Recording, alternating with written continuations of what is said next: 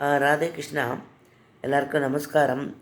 இன்றைக்கி நம்ம பிரேக்ஃபாஸ்ட் நல்ல சூப்பராக நல்ல குழைவாக பொங்கல் பண்ணியிருக்காங்க. அதுக்கு தொட்டுக்க மிளகா தொக்கும் கொஞ்சம் தக்காளி தொக்கும் வச்சுருக்காங்க. நேற்றுக்கு பண்ணினோம் தக்காளி தொக்கு நான் போட்டிருக்கேன், அது கொஞ்சம் பாருங்க எல்லோரும்.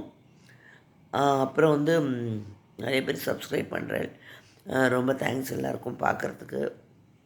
இப்போ பொங்கல் நான் எப்படி அவங்கள பண்ண சொன்னேன்னா, ஒரு டம்ளர் அரிசி எடுத்துக்க சொன்னேன். அந்த ஒரு டம்ளர் எடுக்க அரை டம்ளர் பயத்தம்பருப்பு. இது என்ன பண்ணணும், களைஞ்சிட்டு கொஞ்சம் நல்லா வறுத்துக்கணும்.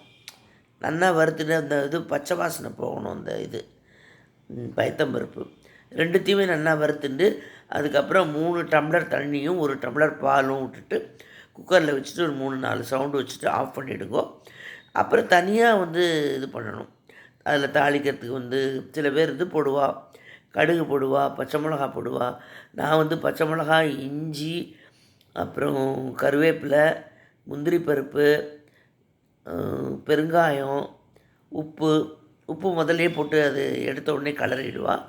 அதுக்கப்புறம் இதெல்லாம் அதில் திரும்ப கொட்டினோன்னா நம்மளோட பொங்கல் ரெடி.